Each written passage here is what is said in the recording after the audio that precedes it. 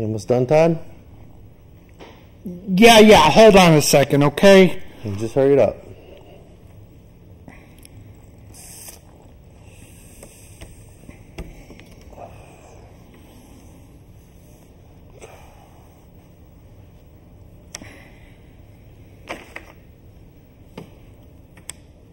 Come on. You got a corner yet? Come on. Yeah, I'm a few more minutes, yeah. A few minutes.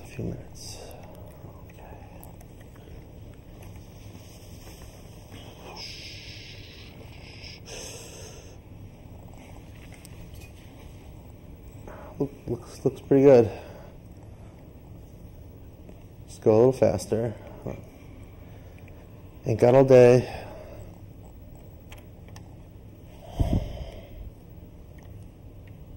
Yeah, there should be some kind of time limit.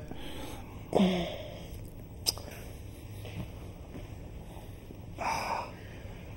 on, hurry up. Hurry up with that puzzle, Todd. Come on.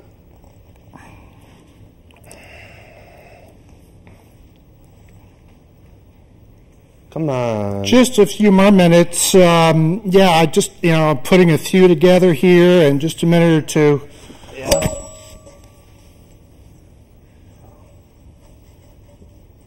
Just hurry up. Come on. I got somewhere to be. I don't know.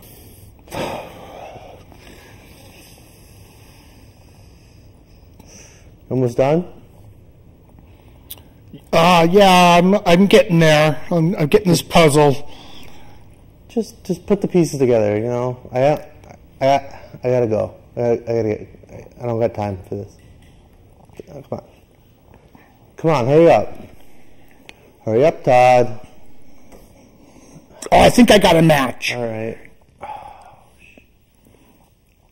Only, I don't know, 100 more matches and we'll be ready. Come on, hurry up. Hurry up. I don't know. Is this a tree? What is this thing? Get the edges, come on. You gotta sort the edges out. Come on.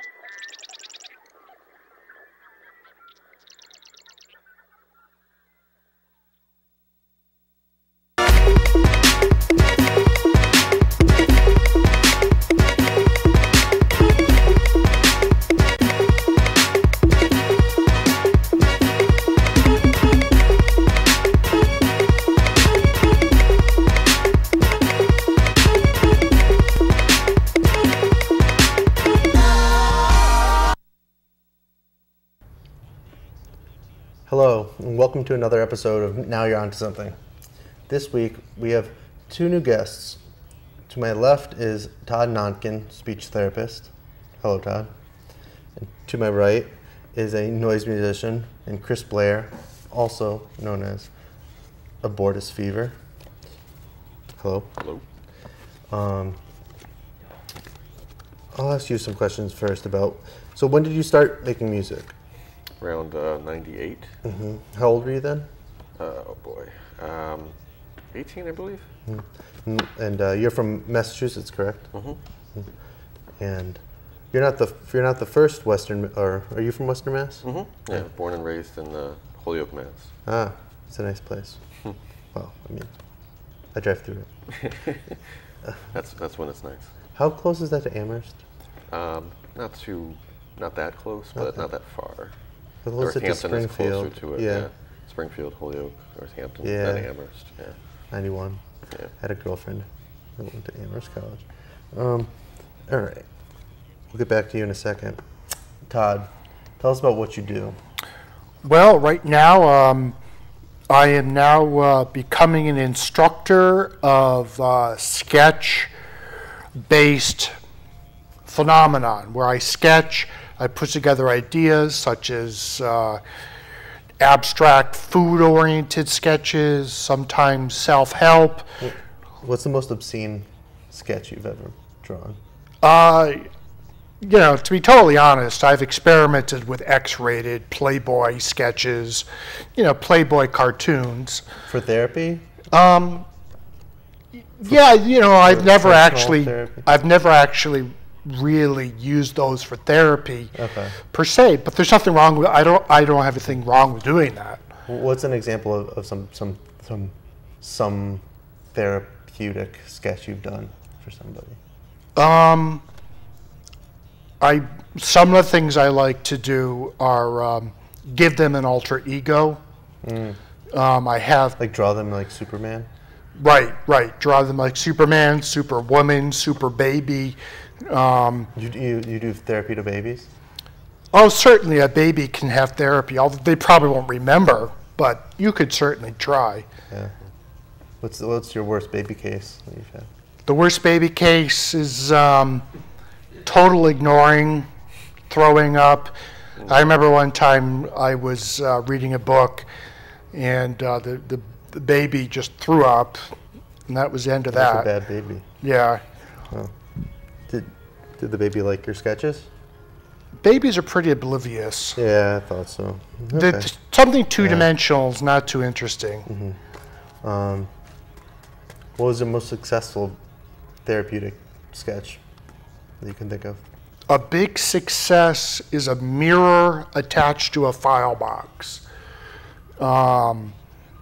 That's usually pretty good to bring in the sense of identity and how we file away our identity. Interesting. Yeah. Would you be willing to give us a taste?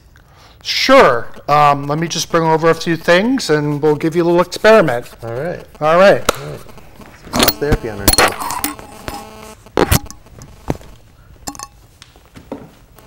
For those want to know what he's bringing an easel. Has a pad on it. I'm assuming he'll use it. Oops.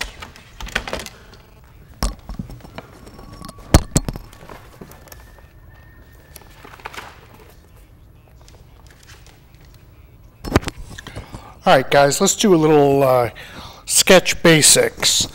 I thought that today what came to my mind was food therapy, and about how we're all child of the universe, and our food supply has a universal connection. It's galactic food. We're eating pieces that are cosmic. We're all made of stardust? Absolutely, yeah. Stardust, and we're eating these galactic entities. So, start here with just a happy face.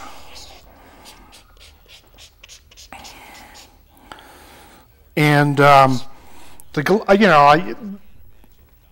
was going to draw here a fork. I thought that was going to be a planet.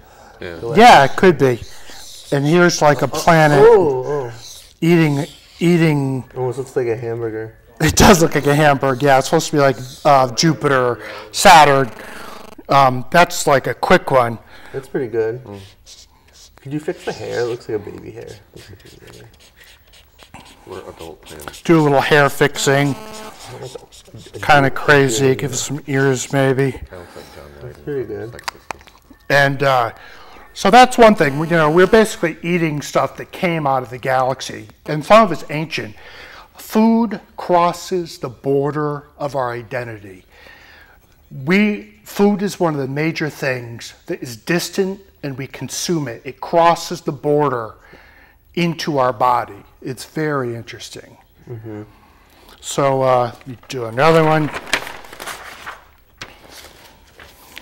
Food is very important. If you haven't eaten today, you should probably eat something. I'm hungry right now. Yeah. Most of you can't eat the planet. but you can see it drawn. So we'll start with, it's kind of interesting, you know, the way, I'm going to draw a house here. Can we make a little crosses on the windows? Yeah, we can put across the windows. If I can get them in there.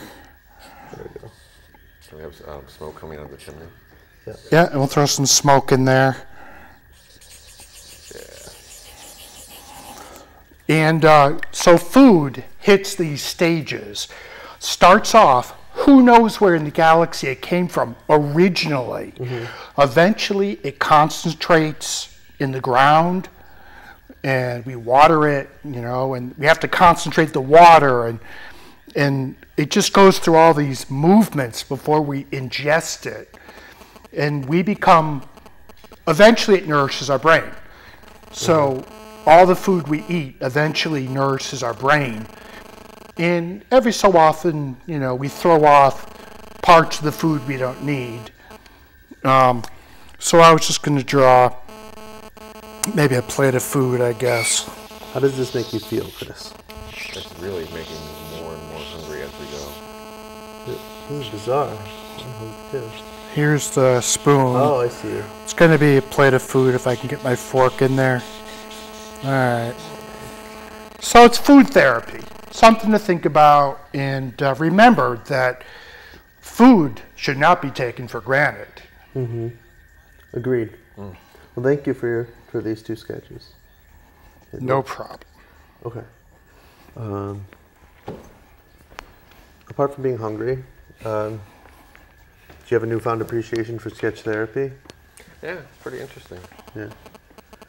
I've heard of different types of therapy, and this is one I've never encountered before, and it seems pretty good because the human mind, I think, responds well to visuals, especially. Yeah. It's given, you know, now I'm thinking about food. I know. Like now I'm thinking about what's in the food that I'm going to eat. You know, I started thinking about, like, when you're saying things coming from another place in the universe. I was thinking of like the 70s remake of the Invasion of the Body Snatchers, and like pea pods from another galaxy coming, and then if only you could cook those and eat them. But they would be really good. Yeah. That's a good association. Yeah, the pods. Yeah. Pea pods. Pea pods from outer space. Yeah. And like Attack of the Killer Tomatoes. Oh yeah. Yeah. Yeah. But those would be good. We'll put like vegans Like in a whole new make way. a pizza out of it. They're saving us from the tomatoes. Yeah. And they eat it all. I always thought, like, you know, they're tomatoes. Can't you like cut them? Like, shouldn't they be like really? I don't. They said they were very durable tomatoes in the movie. Yeah. That's what well, you know, it's like suspension of disbelief. Yeah. Yeah. They get a hammer. It's like they're made out of something different than celestial, or I mean, white tomatoes. earthly tomatoes. So, Chris, I should call you Abortus Fever. Get your name out. Sure. So, how many releases do you think you put out generally? Not as many as the one we were discussing earlier, Merzbow. Definitely not as Yeah. many as that. I don't think anybody ever is going to have that many. But That's sort of like lessen, like it's almost like not even important to listen to it because he's got so many. yeah, Like, it's just it's like a bodily process, kind of like what Todd was talking about. It's just it comes like regurgitation. It's like, yeah, like what are you really listening to? Yeah. Like how? There's moments. I think of it as like also like a sketch. Him and some other noise artists. The shtick or the concept is the same throughout, but there's nice moments in there, kind of like an abstract painting. You see lots of stuff happening, but you can pinpoint certain areas. You're like, I like that little square. Yeah, the little cleverness to it. But since there's so much of it, you know, there's just little moments of quality.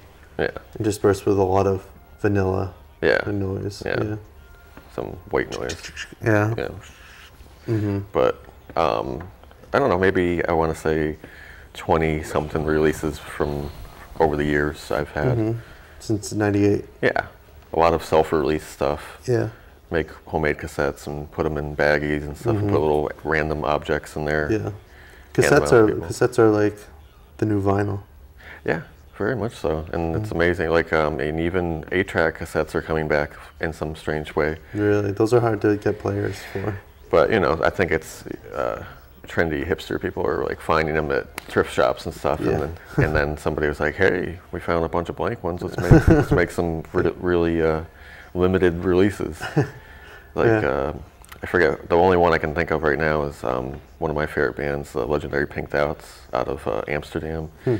The lead singer, Edward Cosbo, he released one of his recordings on 8-track. I was like, okay. How many did he make? I think there was a ridiculous limited number of 60. Yeah. Yeah, as many as he could find. You're not going to sell 1,000 8-tracks anymore. It's not 1970. Yeah. Okay. We'll pause the interview for now. We'll get to the questions. Is it time to get to the questions now? Let's see. Let's ask one question.